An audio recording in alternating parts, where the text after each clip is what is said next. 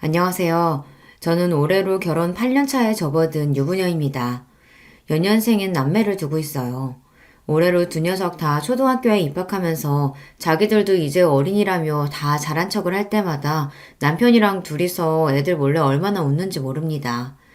이제 초등학생이 되었으니 신경 써줘야 할 것들이 이래저래 늘기는 했지만 그래도 집에 있는 내내 녀석들 뒤치다꺼리를 했던 시절을 생각하면 요즘은 오히려 짜투리 시간이 늘어났어요. 학교 마치고 잠깐 들어온 아이들 간식 챙겨주기 무섭게 다시 학원을 가거든요. 솔직히 좀 편해지긴 했어도 점점 엄마 손을 벗어나는 것 같아 아쉽긴 해요. 그래도 요새는 학교 못지않게 다들 학원에 가는 통에 학원 보내주지 않으면 친구들이랑 어울리기 힘들다고 하니 이것 또한 아이들이 자라나는 과정이라고 생각하고 있습니다. 결혼해서 생긴 가족이 이 두 녀석뿐만은 아니죠. 남편과 결혼하면서 시댁 식구들 역시 좋든 싫든 저의 법적인 가족이 되었어요. 시댁 식구들 중에서도 유난히 제 마음이 쓰이게 하는 사람은 제 시어머니입니다. 어머님, 어머님이 뭘 그렇게 잘못했다고 그렇게 마냥 참고만 사세요? 이제 자식들 다 키웠고 마음에 걸릴 게 뭐가 있다고요. 어머님 하실 말씀 다 하고 사세요. 내가 이렇게 산 게 하루 이틀도 아니고 이제 와서 뭘 어떻게 하겠니? 모르면 몰랐지. 이제 제가 알고 있는데 저는 어머님 그렇게 사시는 걸 못 봐요. 시어머니께서 평생을 숨기고 사시던 비밀을 처음 알게 된 날, 저는 그야말로 충격의 도가니에 휩싸여 정신을 차릴 수가 없었습니다. 세상에 남들한테 말만 들었지 저는 제 주변에 그런 사람이 있으리라고는 생각조차 하지 못하고 살았거든요. 시어머니는 여전히 누군가에게 이런 사실을 밝히기를 꺼려했지만 저는 이게 시어머니가 움츠리고 위축되어야 할 일이 아니라고 생각해요. 이게 다 무슨 소리인가 싶으시죠? 평소에 이 채널에서 삶의 지혜를 많이 보여주신 여러분들이시니 저와 저희 어머니의 사연을 한번 들어보시고 제가 제대로 대처한 게 맞는지 한번 봐주세요. 저랑 남편은 연애를 그렇게 길게 한 편이 아니에요. 직장 다니다 아는 분 소개로 처음 만나 둘 다 처음부터 호감을 가지는 바람에 만난 지 얼마 되지 않아 결혼을 했거든요. 둘 다 이미 사회인으로서 직장 생활을 하고 있었고 어느 정도 기반도 잡아가고 있던 차였던 터라 결혼을 결심하기가 더 수월했던 것 같아요. 특히나 저 같은 경우는 부모님이 워낙 사이가 좋으시거든요. 가정 환경이 이래서 그런가 저 역시 자연스럽게 좋은 사람 나타나면 결혼하는 걸 당연하게 생각하기도 했어요. 미연이 너야 워낙 어릴 때부터 결혼을 자연스럽게 생각했으니 그렇다 쳐도 상대방 가정 환경을 잘 고려해야 돼. 아무리 당사자가 가장 중요하다고 해도 사람은 자기 자란 환경 무시 못하는 법이다. 그래, 네 아버지 하시는 말씀 잘 새겨들어. 너는 성격이 긍정적이어서 그런지 사람을 너무 좋게만 보려는 경향이 있어 걱정이야. 아이 참, 엄마 아빠는 내가 무슨 바본 줄 알아. 친정 부모님 앞에서 큰 소리를 떵떵 치기는 했으나 솔직히 속으로 집안보다 내가 상대가 좋으면 그만이지 생각하고 있었기에 좀 뜨끔했습니다. 그때는 저도 젊었잖아요. 사랑 하나만으로 온갖 세상 역경 다 헤쳐나갈 수 있다고 믿는 좋게 말하면 낭만적이고 있는 그대로 말하자면 다소 철이 없었죠. 남편과 결혼까지 생각하고 있었음에도 불구하고 남편의 가족들에 대해서는 아직 큰 관심이 없었습니다. 물론 가정사에 뭔가 문제가 있었다면 저도 그렇게 쉽게 넘어가지만은 못했겠지만 남편 성격이 워낙 수더분하다 보니 집안에 큰 우환이 있을 거라고는 생각하기 어렵기도 했고요. 그러고 보면 원옥 씨는 가족들 얘기는 잘 안 하는 것 같아. 나는 집에 무슨 일이 있었을 때마다 오만 얘기 다 하는 것 같은데 하긴 내가 너무 가족 얘기를 많이 하는 편이긴 한가? 저는 가족들하고 워낙 사이가 돈독하다 보니 이런저런 소소한 일들이 제법 많거든요. 사람 만나서 얘기를 하다 보면 자연스럽게 가족들에 대한 얘기가 나오곤 합니다. 이런 저와는 달리 남편은 연애할 때도 본인 본가 식구들 얘기는 어지간해선 잘 안 하는 편이었어요. 저에 비해 말수가 많지 않은 편이라서 그렇기도 했겠습니다만 친정 부모님 얘기를 듣고 보니 정말 남편 가족에 대한 정보가 거의 없기는 하더라고요. 제 말에 남편이 좀 무안해하더니 말했습니다. 아니야, 생각해보니 서로 결혼 이야기가 오고 하는데 상대방 가족에 대해서 들은 얘기가 너무 없으니까 미연 씨처럼 생각할 수 있지. 일부러 그랬다기보다는 몰래도 누군가한테 가족 얘기를 그렇게 자세하게 해본 적은 없는 것 같아. 그렇다고 딱히 집에 문제가 있다거나 한 건 아니야. 우리 집엔 아들만 둘이잖아. 나나 동생이나 딱히 부모한테 살가운 편도 아니었고. 사춘기 이후로는 집에서 잘 때 빼곤 내도록 밖에서 친구들이랑 어울렸고, 대학 가면서 독립하고 나와서 사니까 아무래도 전보단 더 볼 일이 없어지기도 하고. 그래서 가족들하고 미연씨네 집처럼 그렇게 어울릴 일이 잘 없어. 일부러 얘기를 안 했다기보다는 뭐 딱히 할 말이 별로 없었다는 게 더 맞겠네. 무안해하면서도 하는 말이 어느 정도 납득이 가더라고요. 저희 집안 분위기는 서로 스스럼 없이 참견하고 어울리는 게 당연했지만 집안 분위기야 각각의 가족마다 다를 테니까요. 저희가 이렇게 지내고 있긴 하지만 아들만 있는 집들 중에서는 남편네처럼 저렇게 별 이유 없이 서로 대면대면한 집도 꽤 있다고 듣기도 했고요. 그리고 그게 뭐 크게 잘못된 건 아니죠. 이왕이면 서로 잘 지내면 제일 좋기는 하지만 가족 구성원 중에 누군가가 크게 분란을 일으키거나 골칫거리가 아니라면 딱히 문제될 일이 아니라는 생각도 들었어요. 아니, 내가 뭐라고 그러려고 꺼낸 말이 아니라 그래도 이제 곧 가족 되신 분들인데 내가 그동안 너무 무심하게 군 건 아닌가 괜히 찔려서 물어본 거였어. 그럴 수도 있지. 우리 가족들이지만 유난스러운 데가 있는 건 나도 알아. 우리 집이 오히려 흔치 않은 걸 수도 있고.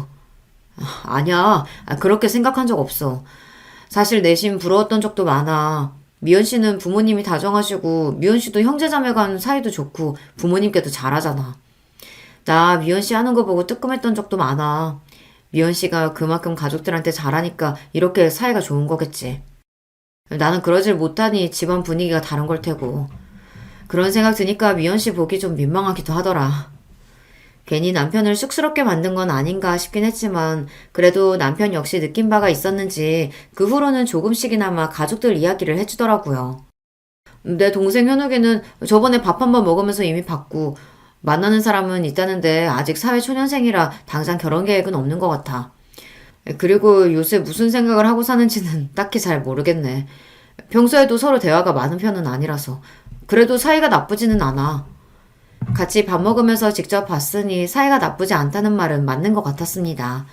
요란스럽지는 않아도 저에게는 다정한 남편인데 이게 아내 대하는 거랑 형제 대하는 건 다른 모양인지 남편이나 시동생이나 서로에게 무덤덤한 편이더라고요.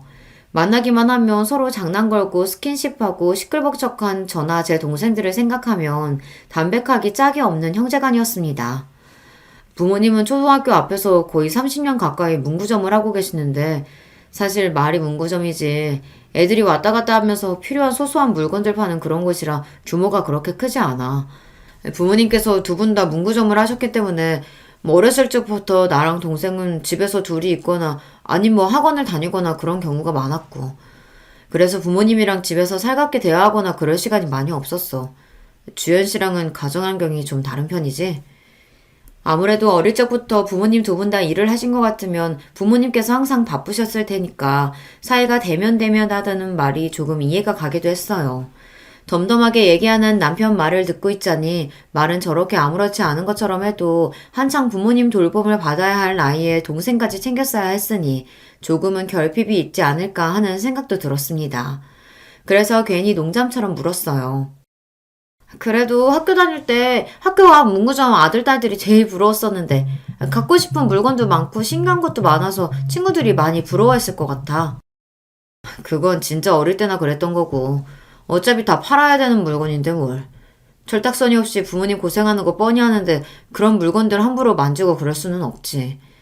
그리고 말이 문구점이지 요새는 학교 차원에서 애들 필요한 물품들 다 단체 주문하거나 해서 준비하는 경우가 많거든. 뭐 학용품을 사러 온다기보다는 애들 장난감 비스무리한 것들이나 아니면 간단한 간식류들 파는 게 수입의 대부분이야. 아, 간식이면 과자나 음료수 뭐 그런 거 가져다 두고 파는 거야? 뭐 그런 간단한 것들도 있고 애들 좋아하는 떡볶이나 뭐 간단한 분식류 같은 것들도 같이 팔기도 하고. 그런 것까지? 그게 보통 손 많이 가는 게 아닐 텐데. 분식집처럼 본격적으로 하는 건 아니고 애들 간단하게 요기 삼을 컵볶이나 간단한 간식류 정도지 뭐. 말이 간단하겠지. 애초에 식당으로 만들어진 것도 아닌데 그 열악한 환경에서 조리를 한다는 게 결코 쉽지 않을 터였습니다. 듣다 보니 남편도 본인 부모님이 얼마나 고생을 하시는지 체감을 잘 못하는 것 같이 들렸어요. 그러면 그런 음식들은 다 어머님이 하시고? 그렇지. 아버지는 본인 손으로 평생 라면 한 번 끓여 드시는 거를 본 적이 없는 분인걸. 남편 말에 석연치 않은 기분이 들었지만 가정마다 가풍이 다르니 그걸 가지고 제가 왈가왈부할 일은 아니라고 생각했어요. 무엇보다 남편은 자취를 오래 하면서 요리도 제법 잘하고 가정적인 면이 있는 사람이라 더더욱 문제 삼지 않았죠. 그렇게 시댁에 대한 이야기를 조금씩들 듣게 되었습니다. 얼마 지나지 않아 본격적으로 결혼 준비가 시작되면서 양가 부모님 상견례가 있었어요. 저희 부모님이야 워낙 사교적인 분들이셔서 상견례 분위기가 부드럽게 풀렸습니다. 시댁 쪽에서도 저희 결혼에 대해 딱히 불만이 있어 보이진 않았어요. 하하, 살다 보니 이렇게 참한 며느리 보는 날도 오고 자식 키우다 보니 이렇게 좋은 날도 오네요. 시아버지께서 호탕하게 껄껄 웃으시며 말씀하셨습니다. 어찌되었든 첫 만남에 저를 마음에 들어 해주시니 저도 기분이 나쁘지 않았어요. 시아버지 옆에 앉아 계시는 시어머니는 말없이 다소 경직된 미소만 지으실 뿐 옆에 앉은 남편 하는 말에 주로 고개를 끄덕이셨습니다. 말씀이 많지 않다는 첫인상을 받았어요. 그렇게 상견례 자리 내내 시어머니 목소리를 듣는 일은 거의 없었어요. 말씀은 주로 시아버지께서 다 하셨습니다. 상견례를 무사히 치른 후 긴장이 다소 풀려서 마음이 풀어졌어요. 남편과 그날 있었던 일을 두런두런 나누던 차에 제가 말했습니다. 아버님께서 참 호인이시더라. 서로 처음 만난 자리니까 어색할 법도 한데 말씀도 잘해주시고 나한테도 좋은 얘기만 해주셔서 내가 긴장이 많이 풀렸어. 당신이 이야기한 것보다 훨씬 다정하신 것 같은데? 그러자 남편이 대수롭지 않게 말했습니다. 아버지 원래 좀 그러셔. 집 밖에서나 처음 만난 사람한테는 쉽게 잘 다가가시고 말주변도 좋으시고 그런 편이야. 정작 나나 엄마한테는 평생 무뚝뚝한 분이긴 하지만. 저야 방금 듣고 본 것이 시아버지에 대해 아는 전부이니 아까 그렇게 활짝 웃으며 말씀하시던 분께서 그렇게 무뚝뚝한 분이시라는 게 상상이 잘 가지 않았습니다. 남편한테 그런 이야기를 듣고 보니 옆에서 내내 말씀이 없으시던 시어머니가 조금 신경이 쓰이더라고요. 그럼 어머니께서는 평소에도 말수가 저렇게 적은 편이셔? 어머니는 좀 그런 편이시긴 해. 우리 키우면서도 큰 소리 한 번을 내신 적이 없으니까. 당신이랑 현욱 씨가 엄청 효자였나 보네. 아무리 말 잘 듣는 애들이라고 해도 어머니가 집에서 소리 한 번 지르지 않고 키우기는 쉽지 않으셨을 텐데. 왜 그런 말도 있잖아. 아들 있는 집 엄마는 아무리 성격이 소녀 같아도 호랑이 엄마가 된다고. 나나 동생이 말을 잘 듣는 편이긴 했어도 엄마가 항상 우리한테 말을 조심하시긴 했지. 우리 무던한 성격은 아무래도 엄마 쪽에서 온 게 아닌가 싶어. 얘기를 듣다 보니 시어머니가 더 궁금해지더라고요. 상견례에서 많은 대화를 나누지 못해서 더 그런 것도 있었겠지만 인상 자체가 부드럽고 조금은 주눅 들어 보이시는 게 왠지 마음이 더 갔습니다. 앞으로 결혼하면 평생 뵐 뿐이니까 그래도 저희 친정 부모님 닮아서 사교적인 성격인 편인 제가 먼저 살갑게 다가가야지 하고 다짐했습니다. 양가 상견례까지 잘 마쳤겠다. 저희 결혼은 순조롭게 진행되었어요.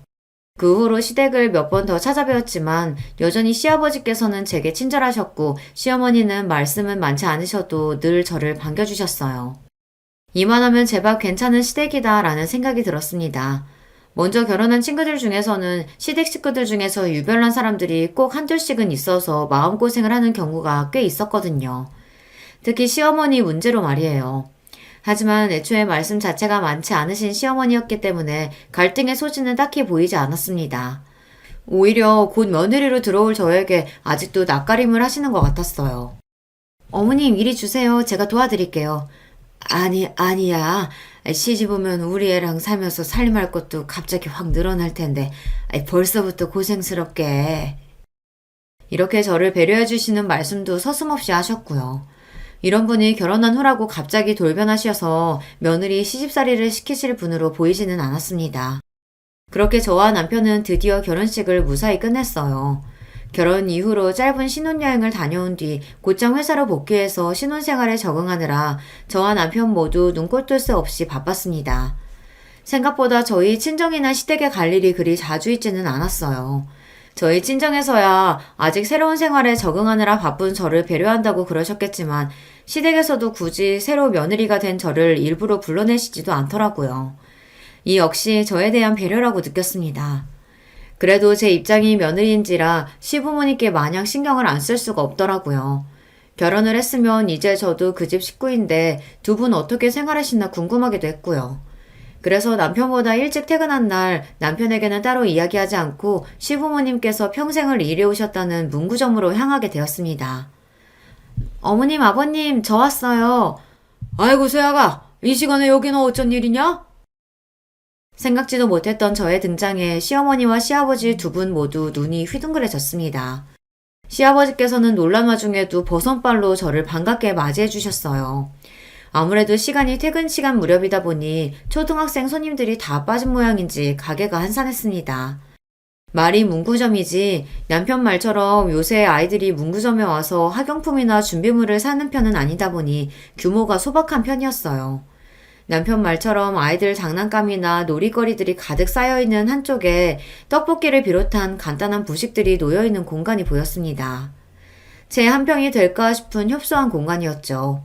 바로 그 공간이 그 좁은 문구점 안에서도 시어머니께서 수십 년을 일해오신 곳이었어요. 주변을 둘러보니 안쪽에 두 분이 잠시 쉴 수 있는 쪽방이 있는 것을 빼고는 요리를 할 만한 공간이 마땅치 않아 보였습니다. 생각처럼 간식 판매하기에는 좀 열악해 보였어요. 며느리에게 예고도 없이 일하는 장면을 보이게 된 게 많이 민망하셨던지 시어머니 얼굴이 좀 붉어 보였습니다. 두 분 당황스럽게 괜히 연락도 하지 않고 불쑥 찾아온 건가 싶었지만 그래도 여기서 일하시면서 제 남편 잘 키워주시고 지금껏 길러주셨으니 저도 가족으로서 오지 못할 곳에 온 것은 아니라고 생각했습니다. 두 분 일하시는 거 보면서 추워도 부끄럽다거나 하는 생각은 감히 해본 적도 없어요. 세상에 존재하는 모든 노동은 고귀한 것이고 두 분이 떳떳하게 일하셔서 버신 돈인데 그렇게 생각할 이유가 전혀 없었죠. 그래서 저는 시어머니 손을 꼭 잡고 말했습니다. 어머니 정말 대단하세요. 저는 워낙에 손재주가 없어서 남들 먹이기는커녕 제 입 하나 채우기도 그렇게 힘들던데. 이 근처의 학생들이 어머니 떡볶이를 그렇게 좋아한다면서요? 저도 한번 먹어보고 싶어요. 아이고, 하루 종일 일하느라 고생했는데 겨우 이런 음식 먹어서 되겠어? 이런 음식이라뇨. 저 떡볶이 진짜 좋아해요.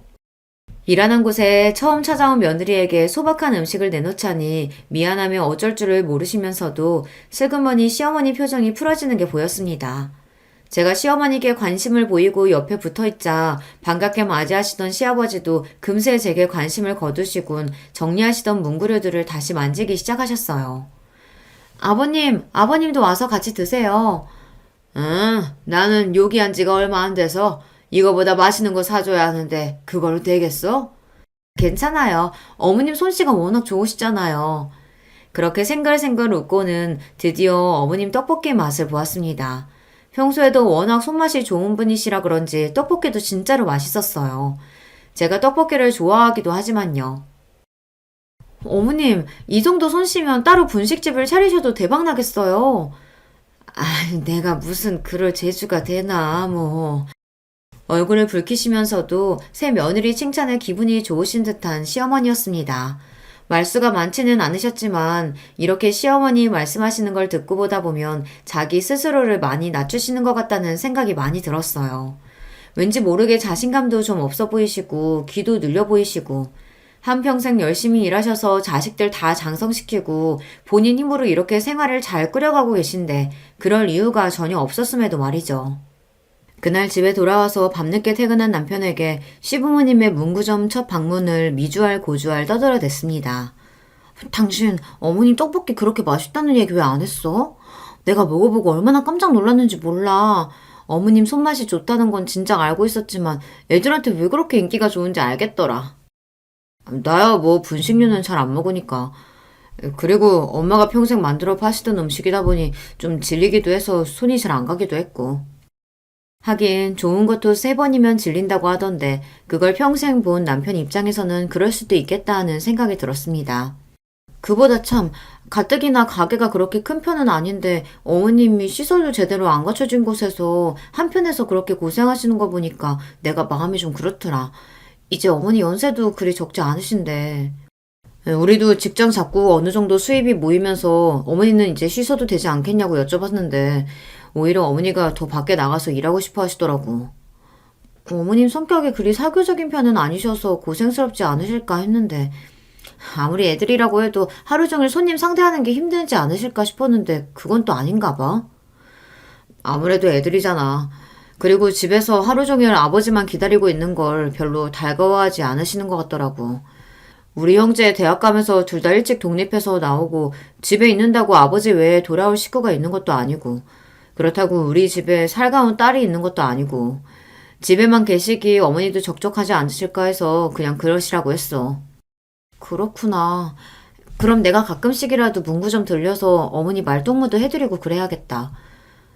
당신 퇴근하고 피곤할 텐데 그렇게까지 안 해줘도 돼. 걱정하지 마. 무리해서 그러지는 않을 테니까. 나도 어머님이랑 잘 지내보고 싶어서 그래. 제 말에 남편이 더 말을 보태지는 않았지만 그래도 자기 어머님하고 친해지고 싶다고 하는데 굳이 말리지는 않더라고요. 그렇게 퇴근하고 짬날 때마다 제 체력에 무리가 가지 않는 선에서 시부모님 문구점을 방문하는 일이 잦아지게 되었습니다. 처음에는 하루 종일 일한 사람 수고스럽다며 오지 말라고 손사래를 치던 시아버지께서도 그런 제가 좀 익숙해지셨는지 슬슬 덤덤하게 맞이해 주시기 시작했습니다.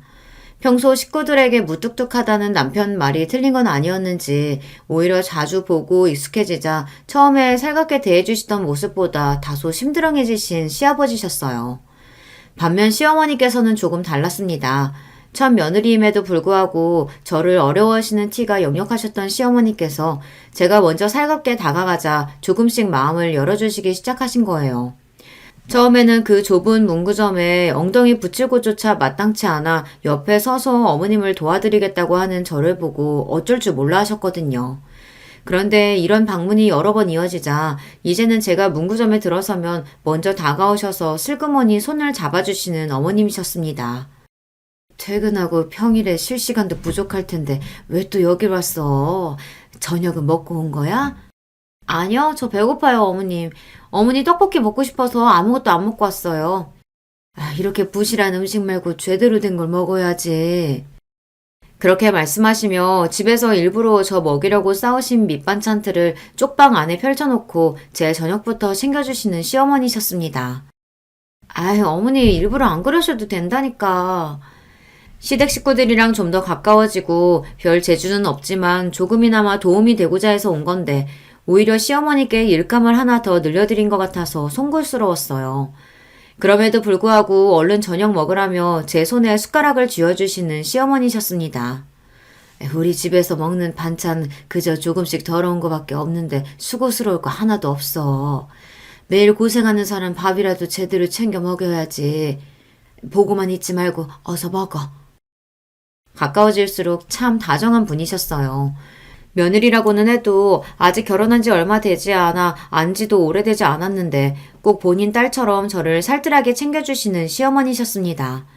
저 역시 처음에는 제게 대면대면 하셨던 분이 제게 이렇게 마음을 써주시고 애정을 표현해 주시는 게 기뻐서 시어머니를 뵐 때마다 기분이 좋았습니다. 한번 마음 열어주기가 어려워서 그렇지 본인 사람에게 한없이 마음을 퍼주시는 분이셨어요. 그렇게 시어머니와 가까워지고 그분을 자주 뵙게 되자 전에는 몰랐던 것들이 하나둘씩 눈에 들어오기 시작했습니다. 어머님 손목 다치셨어요? 손문 쪽이 많이 부었는데요. 이거?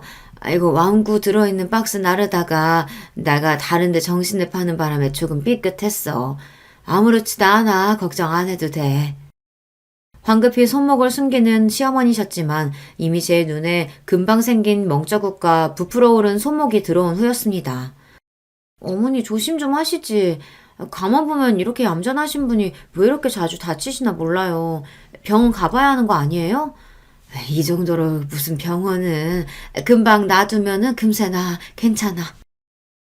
저를 챙겨주시는 거에 반에 반만 스스로를 챙기셔도 참 좋을 텐데 본인 몸에는 영 신경을 쓰지 않으시는 시어머니셨어요. 그러고 보면 시어머니께서 자잘하게 몸에 새로운 상처를 달고 오실 때가 잦은 편이었습니다. 생각해보면 그때부터 의심을 했어야 했어요. 제가 평소에 보는 시어머니께서는 매사 조심스러운 분이셨고 행동도 역시 마찬가지셨어요. 그런 상처를 달고 사실 만큼 덤벙대는 분도 아니셨고 느릿하면 느릿한 편이셨지 결코 성급하게 서두르는 분이 아니셨습니다. 여보, 어머님이 평소에 상처가 너무 자주 생기시는 것 같아. 아무래도 연세가 있으셔서 문구점 일하시는 게 고생스러워서 그런가? 공간도 좁은데 이리저리 왔다 갔다 할 일이 많으면 아무래도 부딪히기도 쉽잖아. 근데 엄마는 우리 어렸을 때도 좀 자주 다치시는 편이긴 하셨어. 그렇다고 크게 다치신 적은 없지만 자잘한 상처는 항상 달고 사셨던 것 같아. 어릴 때부터 그랬다고? 아무래도 가게 안이 좋다고 뛰어다니는 애들도 제법 있고 물건 채워나를 일도 많고 하다 보니까 그렇겠지. 대수롭지 않게 말하는 남편이었습니다. 제가 너무 예민하게 생각하는 건가 싶어질 지경이었어요. 하지만 생각해보면 이상한 건 그뿐만이 아니었습니다. 그렇게 다치는 빈도수가 잦은 시어머니셨는데 생각해보면 제 앞에서 다치신 적은 한 번도 없었거든요. 그런 분이 제가 없을 때라고 다치실 만한 일이 그렇게 잦을까 조금 이상하게 생각되었어요. 하지만 제가 주로 방문하는 시간이 퇴근 시간 이후다 보니 손님이 많이 빠져있을 시간대이긴 했어요. 그래서 그런가 손님이 많은 시간대에 일하시는 걸 못 봤으니 내가 괜한 생각을 하는 건가 싶었습니다. 그날도 퇴근 후에 시부모님 문구점을 찾았다가 손님이 많이 빠진 시간이라 시어머니와 도란도란 이야기를 주고받고 있었습니다. 그 전 주말에 무슨 일을 했는지 이야기를 나누다가 우연치 않게 찜질방 이야기가 나왔어요. 저나 저희 친정어머니나 찜질방에 자주 가는 편이거든요. 주중에 쌓였던 피로를 찜질방에서 몸 지지면서 풀어내는 게 저희 모녀의 큰 낙이기도 했습니다. 나는 아들만 둘 있어서 그런가. 그런 데는 생전 가보지를 못했어. 진짜요? 찜질방 유행한 지가 벌써 얼마나 됐는데. 그럼 다음에 저랑 같이 가요, 어머님. 제가 반색하면서 이야기하자 갑자기 시어머니 얼굴에 당황한 낯이 떠올랐습니다. 아니, 다 늙었어. 이제 와서 무슨. 매일 집에서 목욕하는 걸 뭐 신경 쓰지 마라. 시어머니 말씀이 그렇게 빨라진 적이 없었어요. 손사래까지 치면서 땀을 뻘뻘 흘리시며 제 제안을 거절하시는 걸 보니 조금 무안해졌습니다. 요즘 좀 친해졌다고 생각해서 내가 너무 오버를 한 건가 싶기도 했어요. 지금에 와서 돌이켜보면 그렇게 말씀하시는 시어머니 심정이 어떠셨을지 싶어 마음이 아픕니다. 어머님, 아버님, 저 왔어요. 아니, 네가 이 시간에 웬일이야? 그날은 외근을 나갔다가 생각지도 못하게 조기 퇴근을 하게 되었어요. 돌이켜 생각해보니 이 시간대에는 시부모님 문구점을 방문한 적이 한 번도 없었던 것 같습니다. 시간이 딱 아이들 학교 시간이랑 겹쳐서 손님이 가장 많은 시간대였어요.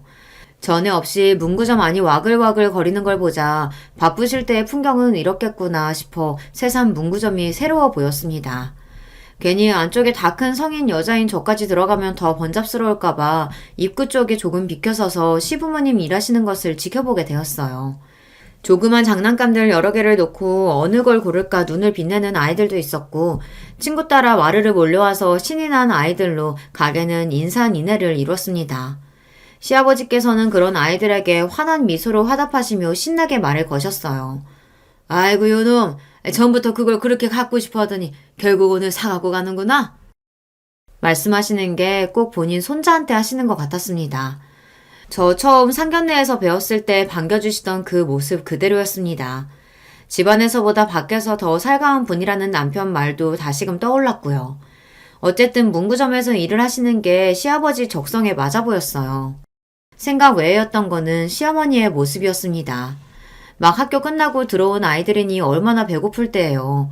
시어머니가 갓 끓여낸 떡볶이 한 컵 받겠다고 주변에 바글바글 모여있는 아이들을 보면서도 시어머니 얼굴은 싫은 기색 하나 볼 수 없었습니다.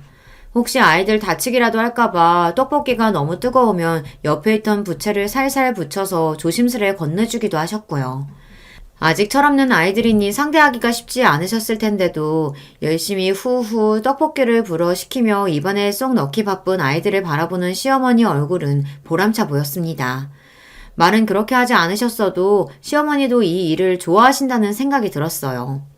그런 시부모님 모습을 지켜보면서 괜히 자식들이 부모님 고생하신다는 핑계로 부모님 삶의 터전을 너무 쉽게 빼앗으려는 건 아닌지 그런 반성도 들었습니다. 왜 그런 말들 많이 하잖아요. 은퇴하시고 나면 부모님들이 갑자기 확 늦는다는 거요. 사람이 본인에게 주어진 역할이 있고 하는 일이 있을수록 더 활기차고 생기있게 살 수 있는 법이잖아요. 부모님께 마냥 쉬시라고 하는 것이 능사가 아니라는 생각을 그날 제대로 하게 되었습니다. 어머님, 기분 정말 좋아 보이세요. 어머님이 아이들을 이렇게 좋아하시는지 몰랐어요. 애들도 애들이지만 여기서 일을 하다 보면 내가 쓰임이 있다는 게 참 좋아. 나같이 보잘것없는 사람도 기다려주는 애들도 다 있고. 어머니 무슨 말씀을 그렇게 하세요. 어머님처럼 이렇게 손맛도 좋고 다정하신 분이 또 어디 계신다고요. 시어머니를 좋아하는 만큼 자기 스스로를 자꾸 낮춰서 이야기하는 시어머니 모습에 속이 많이 상했습니다. 어머니 그러지 마세요. 어머님처럼 좋은 분이 또 어디 계신다고. 저 그러면 정말 속상해요. 그래, 알았어. 정말로 속상해하는 저를 보시며 황급히 저를 달래주시는 시어머니셨습니다. 그러고 나서 당분간은 회사 일이 갑자기 바빠지는 바람에 문구점에 잘 들리지 못했어요. 간신히 진행하던 프로젝트를 마무리하고 간만에 또다시 예고 없이 시부모님의 문구점으로 향했습니다. 어머님, 아버님, 저 왔어요. 그래, 세기 오랜만이다.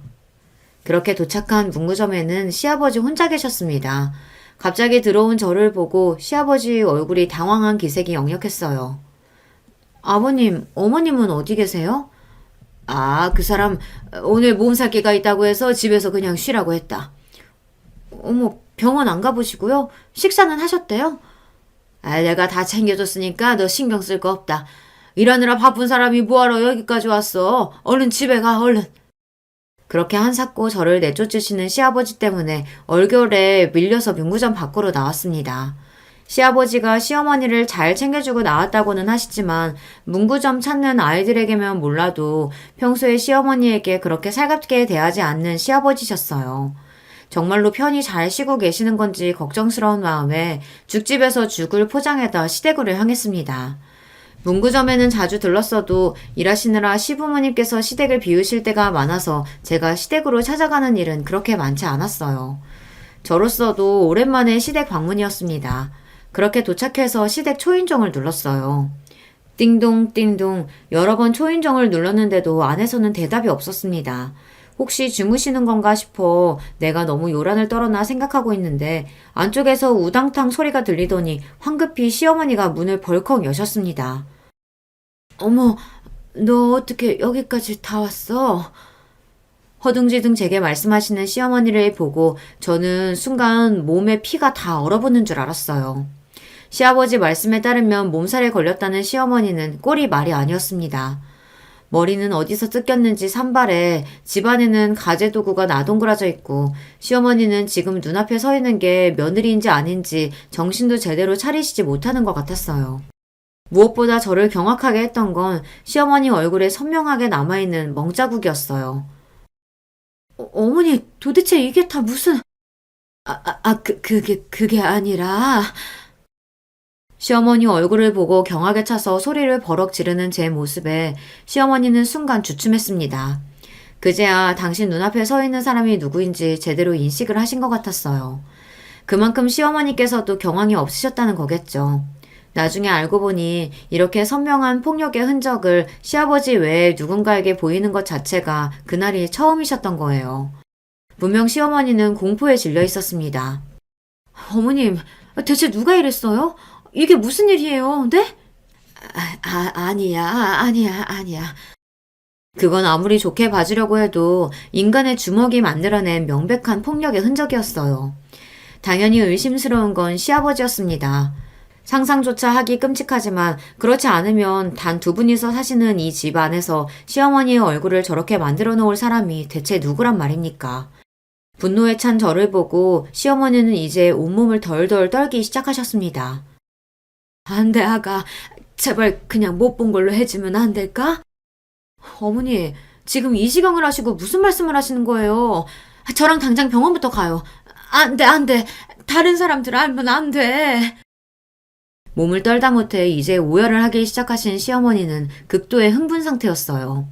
이러다가 정말 큰일 나지 싶어 일단 저는 시어머니부터 진정시키기로 했습니다. 떨림이 멈추지 않는 시어머니를 끌어안고 제가 말했어요. 알았어요, 어머니. 어머니 시키는 대로 할 테니까 제발 진정하세요. 네? 그렇게 한참을 안고 토닥이고 나서야 겨우 시어머니의 몸의 떨림이 진정되었습니다. 처음에는 이 사실을 들키면 안 된다는 생각에 정신없이 소리를 치시던 시어머니도 차츰 정신이 들며 며느리에게 부끄러운 꼴을 보였다는 수치심에 고개를 들지 못하셨어요. 어머님 잘못하신 거 하나도 없어요. 그러지 마세요, 제발. 주연아, 우리 아들들 나 이렇게 사는 거 아무도 몰라. 얘기하면 안 돼, 응? 어머님, 대체 언제부터 이러신 거예요? 아버님이 항상 이러셨어요? 그러자 설움이 복받쳤는지 시어머니께서 다시 눈물을 뚝뚝 떨구기 시작하셨습니다. 주연아, 내가 이렇게 산다. 나 너희 시아버지한테 평생 이렇게 맞고 살았어. 시어머니의 그 말 한마디에 피가 거꾸로 솟는 기분이었어요. 도대체 이 집안에서 얼마나 긴 시간 동안 있어서는 안 되는 일이 벌어졌는지 그 끔찍함에 입을 다물 수가 없었습니다. 가족에게 무심한 사람이라고 생각하긴 했지만 설마 시아버지가 이런 사람일 거라고는 상상도 하지 못했어요. 이게 도대체 사람이 할 짓입니까? 잘못이 있다고 하더라도 사람한테 손찌검을 해서는 안 되는 일인데 시어머니는 평생 시아버지 하는 말에 군말 없이 따르기만 하는 순종적인 분이셨습니다. 아무리 생각해도 시어머니가 이런 대접을 받을 이유가 없었어요. 더 기가 막혔던 건 평생 이렇게 사셨는데도 남편을 비롯한 아들 둘이 이걸 평생 몰랐다는 겁니다. 어머님, 아들들이 정말 몰랐다는 거 확실해요? 애들은 몰라. 원욱이도 현욱이도 절대 몰라. 내가 이거 모르게 하느라고 얼마나 애를 썼는데. 어머니, 도대체 이런 걸 왜 참고 사셨어요? 어머니가 뭘 잘못했다고요? 나도 네 시아버지 이럴 때마다 정말 끔찍했지만 그래도 애들한테 손 안 대는 게 어디야 라고 생각했어. 그 사람도 자식 보기 부끄러운 줄은 알았나 본지 평소에는 화가 나서 나한테 손을 대도 얼굴이나 눈에 드러나는 곳을 건들진 않았었는데 얼마 전에는 자기 성질을 못 이겨서 이렇게 만들어 놓긴 했지만 그래도 이렇게 얼굴을 대놓고 때리는 경우는 많지 않았어. 자기도 해놓고 나서 놀라는지 며칠 가게 나오지 말라고 하더라. 그게 지금 할 소립니까? 사람 얼굴을 이 지경으로 만들어 놓고 병원에 가지는 못할 망정 집안에 박혀 있으라고 한 거나 마찬가지잖아요. 하기야 제정신이 박혀있는 인간이라면 어떻게 자기 부인을 이 모양으로 패놓을 수가 있습니까? 시아버지가 정말이지 야차같이 느껴졌습니다. 그때는 어떻게든 시어머니를 이런 끔찍한 환경에서 빼내야 한다는 생각밖에 들지 않았어요. 어머님, 이러다가 정말 큰일 나요. 한번 손찌검하기 시작한 사람은 절대 그 번호 못 고친대요. 그래도 한번 이러고 나면 자기도 양심이 있는지 한동안은 안 건드려. 괜찮을 거야. 양심은 무슨 양심이요? 어머니, 사람 이렇게 만들어 놓고 무슨 양심이 있다는 거예요? 흥분해서 화를 주체하지 못하는 저를 도리어 어머니께서 달래시는 판국이었습니다. 어머니 정말 이대로 사실 거예요? 어머니가 괜찮으실진 몰라도 저는 어머니 이렇게 사시는 거 절대 못 보겠어요. 그러고는 그 자리에 주저앉아 펑펑 울기 시작했어요. 처음에는 우는 저를 보고 어쩔 줄을 몰라 하시던 시어머니께서도 이내 제 옆에 주저앉아 엉엉 울음을 쏟아내기 시작하셨습니다. 마치 그간의 서름을 다 쏟아내려는 듯 말입니다. 그리고 정말이지 칼을 가는 한 달여의 시간이 지났습니다. 그동안 일부러라도 문구점을 찾아가거나 하는 등의 혜연아 시아버지 마주칠 만한 짓을 하지 않았어요. 만반의 준비를 마치기 전까지 발톱을 숨기고 때를 기다렸죠. 마침내 결전의 그날 마치 사람 하나를 때려 죽이기라도 할 듯 노기등등한 기세로 시아버지가 저희 집으로 쳐들어왔습니다. 목표는 저희가 아니라 시어머니였어요. 이 에페나가 정말 미쳤나? 다 늙어서 이유는 무슨 이유냐? 자식들 앞에서 추태 부리지 말고 당장 나오지 못해? 제 손을 꼭 잡은 시어머니의 손이 사시나무 떨리듯 떨리기 시작했습니다. 저는 불어 시어머니 손을 더욱 힘을 주어 잡았습니다. 당장이라도 시어머니께 달려들 듯한 시아버지 앞을 남편이 막아섰어요. 지금 추태는 누가 부리고 있는데 그동안 자식들 모르게 내 어머니한테 손찌검해놓고 어떻게 뻔뻔하게 여기까지 쳐들어올 생각을 합니까? 아버지가 그러고도 사람입니까? 분노에 차 사자어를 지르는 남편을 보고 시아버지는 주춤했습니다. 당신이 제 마누라 손찌검한 사실을 아들이 알고 있었다는 것에도 놀란 것 같지만 이제는 장성해서 자기보다 머리 하나는 더 큰 아들 기세에 눌린 거였죠. 폭력이라는 게 결국 저런 겁니다. 자기보다 약한 사람 내리찍는 사람은 그보다 더 물리적으로 우세한 사람에게 주눅들기 마련이죠.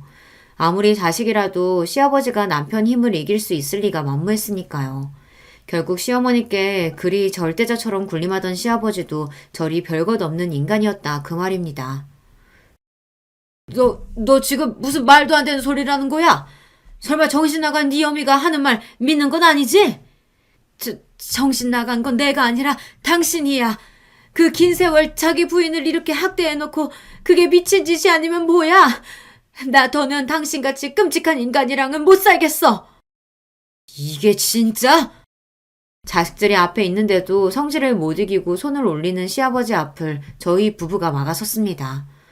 진짜 미쳤어요? 이러고도 내 엄마한테 정신 나갔다는 소리를 해? 두 번 다시 어머님 앞에서 손 올릴 생각하지 마세요. 경찰에 신고할 거예요. 그러고는 바닥에 그간 모았던 증거 자료를 촥 뿌렸습니다. 그걸 본 시아버지 얼굴이 새파랗게 질렸습니다. 수십 년간 당신이 제 아내 몸에 남긴 폭력의 흔적들이 고스란히 담긴 사진들이었으니 그럴만도 했죠. 저 끔찍한 시압이라는 작자가 빠져나갈 구멍이라고는 바늘 들어갈 자리조차 없었습니다. 나 그저 내 자식들 상처받지 않고 자라게 해야 한다는 생각에 당신 끔찍한 손찌검 지금껏 참고 또 참고 살아왔어. 내 자식들 정말 상처 주지 않으려면 내가 스스로를 지켜야 하는데 당신한테 억눌려 살면서 내가 나 스스로를 가장 함부로 대하며 살았어. 나 이제 더는 그렇게 안 살아. 당신은 당신이 지은 죄값 치르면서 혼자 쓸쓸하게 살아. 여전히 자신에게 폭력을 행사한 남편에게 겁에 질려 있으면서도 덜덜 떠는 목소리로 한 맺힌 지난 세월을 당당하게 소리치는 시어머니였습니다. 접은 성정에 저런 말씀을 하시기까지 얼마나 많은 상처를 입으셨을까 생각하니 곁에 서 있는 저도 남편도 눈물을 참을 수가 없었어요. 행여나 엄마 앞에 나타나서 더러운 짓거리 할 생각 말아요. 나나 현욱이나 저는 당신 손에 엄마 두지 않을 테니까. 내 엄마한테 손댄 거 안 순간부터 우리 형제한테 아버지는 없습니다. 다신 우리 앞에 나타나지 말아요. 자기가 죄다 잘못해놓고도 뭐가 그리도 분한지 씩씩대던 시아버지가 당장이라도 사단을 낼 기세인 남편에게 눌려 마지못해 자리를 피했습니다. 긴장이 풀렸는지 다리에 힘이 풀린 시어머니가 그대로 주저앉으셨어요. 잘하셨어요. 잘하셨어요, 어머니. 그렇게 세 식구가 얼싸안고 또다시 펑펑 울었습니다. 사건의 전말은 이러했어요. 시어머니는 극구 만류하셨지만 본인 어머니가 어찌 사셨는지 아들들이 모르는 건 말도 안 됐습니다. 수차례의 설득 끝에 간신히 시어머니를 설득해 남편과 시동생에게 사실을 알리기로 했습니다. 어떻게 아버지가 이럴 수 있어? 어떻게 사람이 이런 짓을... 우린 그것도 모르고 자식이 돼서 엄마가 이렇게 산 줄도 모르고... 아버지에 대한 경악, 어머니의 지난 세월에 대한 분노, 그리고 일이 이 지경이 되도록 아무것도 몰랐다는 죄책감까지 남편과 시동생도 충격에 휩싸였습니다. 내가 이런 끔찍한 일을 당신한테 알리기로 한 건 지금부터는 무조건 당신이랑 도련님이 어머니 편이 되어줘야 하기 때문이야.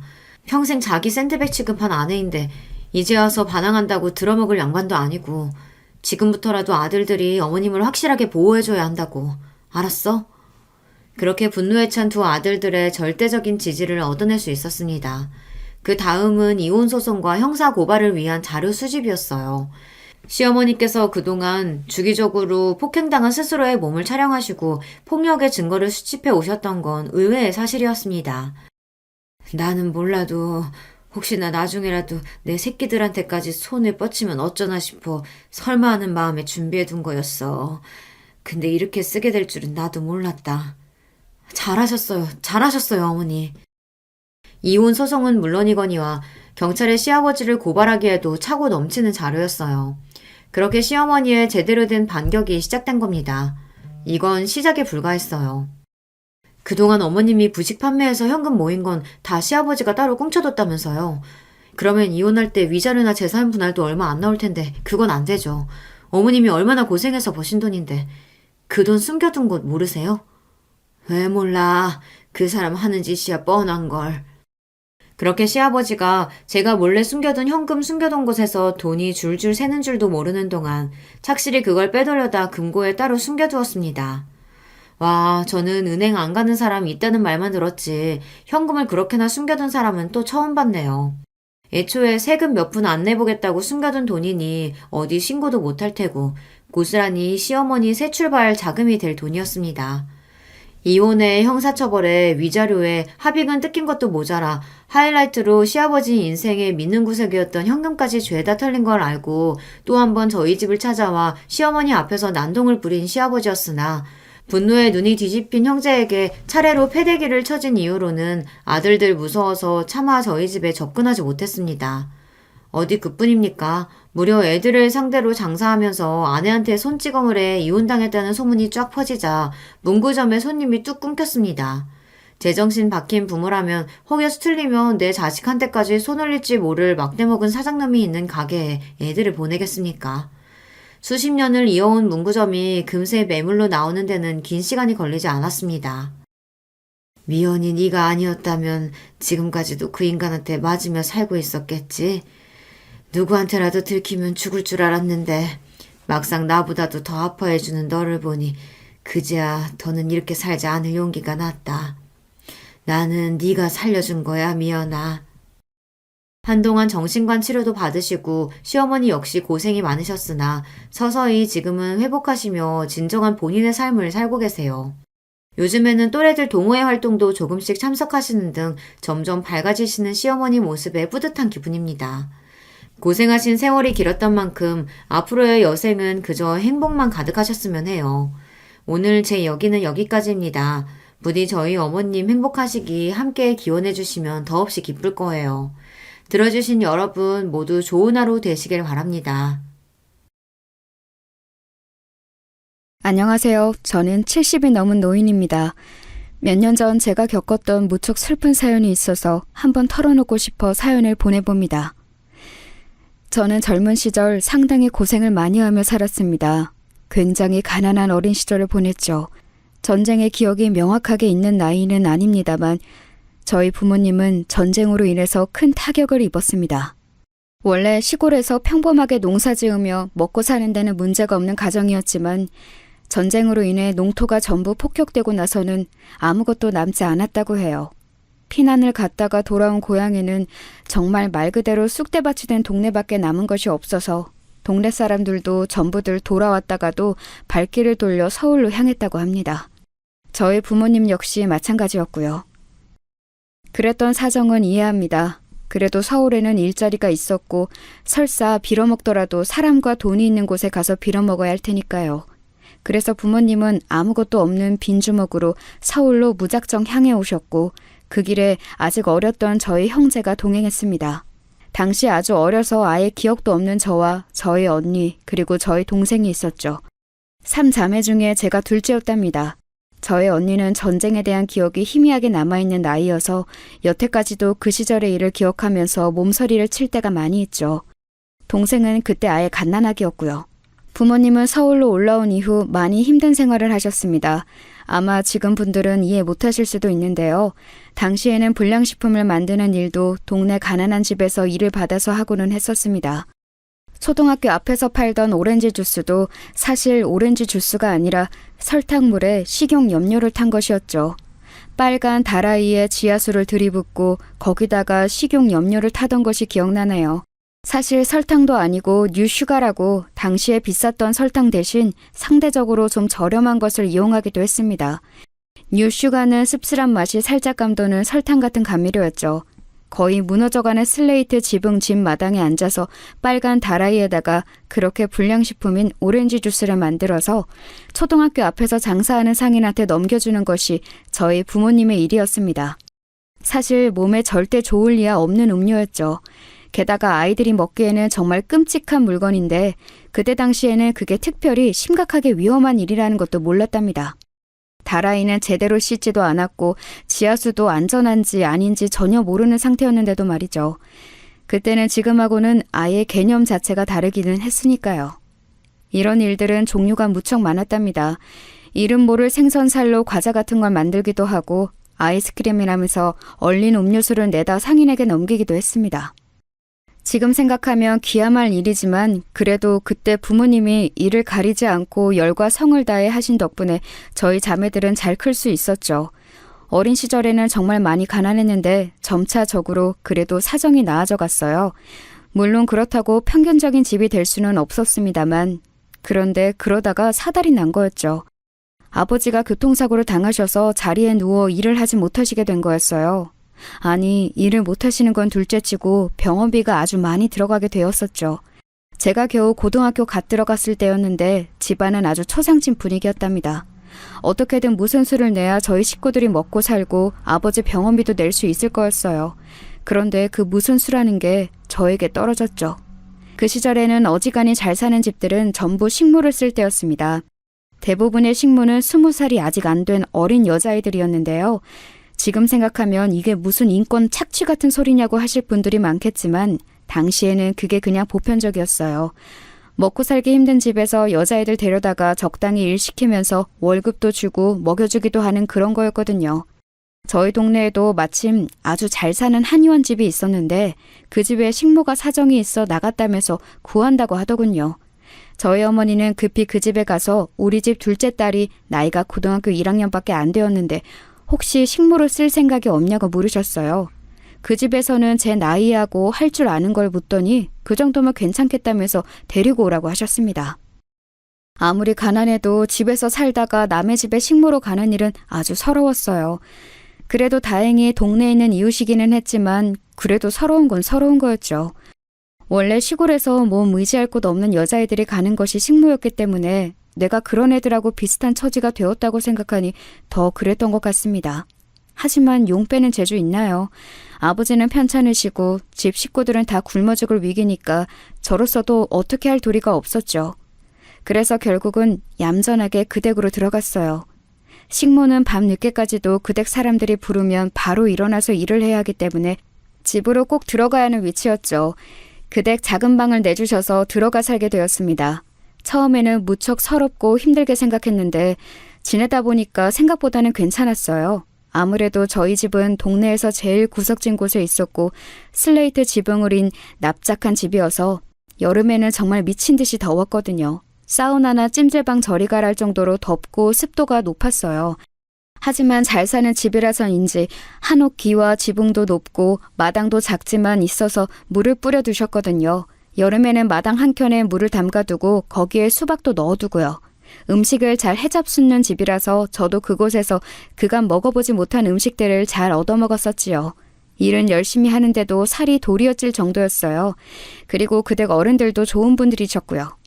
어르신이 한의원을 하셨는데 상당히 용하다고 소문난 분이어서 저희 아버지 침도 따로 놔주시고 약도 지어주시면서 돈도 받지 않으셨습니다.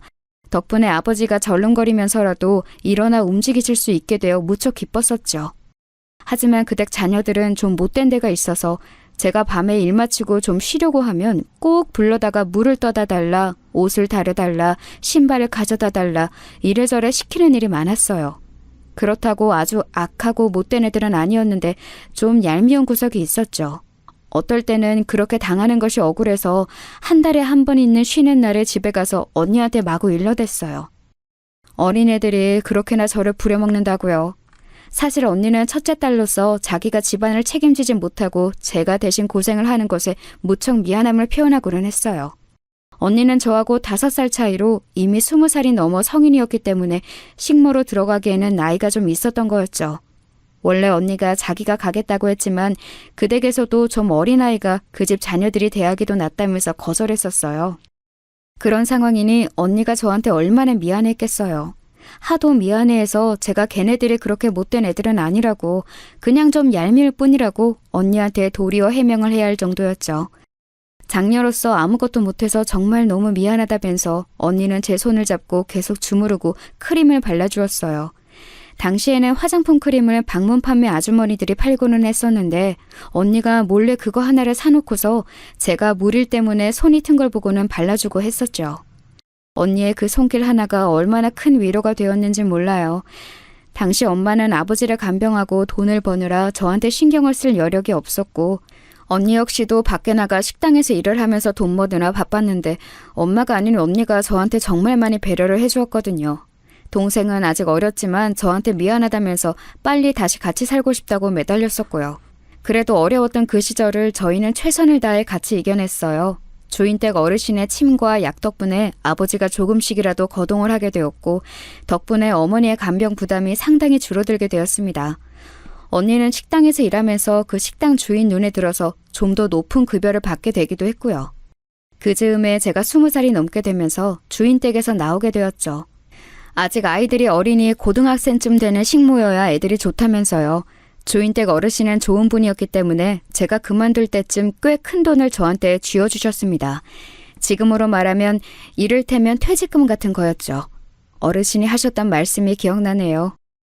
갑자기 큰 돈 생겼다고 막 쓰지 말고 꼭 이거 쥐고 발판 삼아 더 잘 살 생각을 해야 하는 거란다. 알겠니?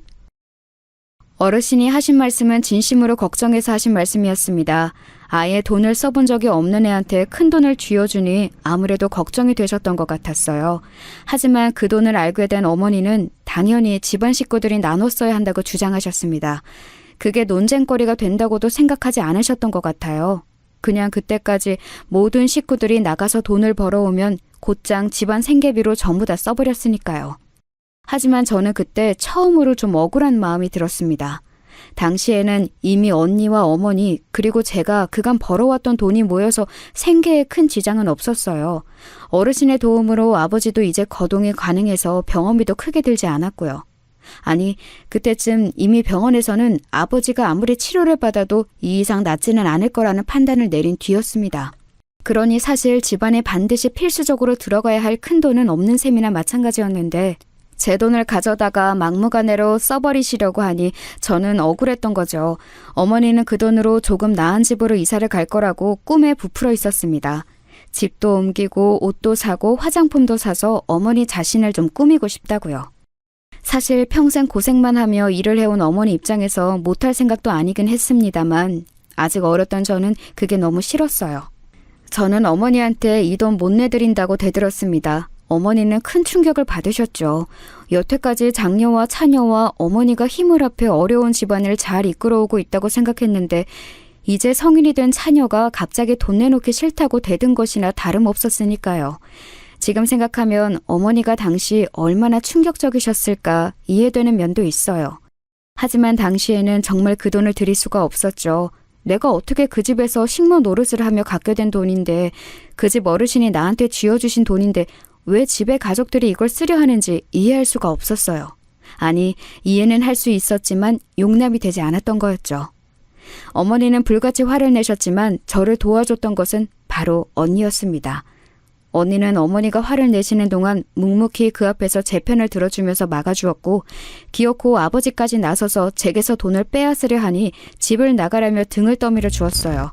언니는 식당에서 일하며 돈을 상당히 잘 벌어오고 있어서 이제 가족은 내가 책임질 테니 걱정하지 말라면서 너는 이제 떠나서 네 살 길 찾으라고 말해주었죠. 그 말이 얼마나 고맙던지요. 지금 생각하면 겨우 20대 중반이었던 어린 언니가 어떻게 동생한테 그런 아량을 베풀어 줄 수 있었던 것인지 알 수 없어요. 저는 언니의 말을 듣고 곧 집을 나와서 미리 소개를 받아두었던 봉제 공장으로 들어갔습니다.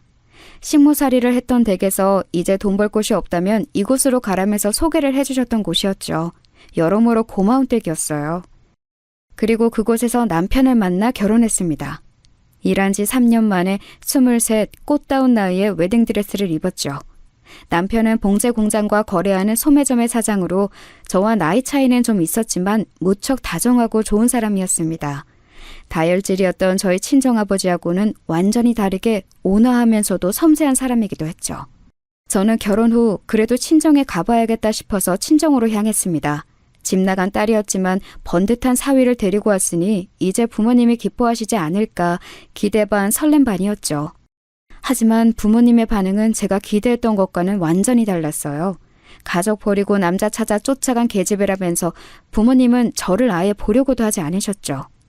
그때도 언니하고 동생만이 저와 남편을 만나서 인사를 해주었어요. 언니는 그때 자기 식당을 열었더군요. 작지만 나름대로 잘 되고 있다면서 이제 가족들 생계 걱정은 하지 말라고 그리고 앞으로도 계속 연락하면서 살자고 언니가 따스하게 말해주었습니다. 저는 정말 너무 고마웠어요. 언니가 있어서 그리고 동생이 있어서 비로소 제게 친정의 의미가 있다고 느껴졌죠.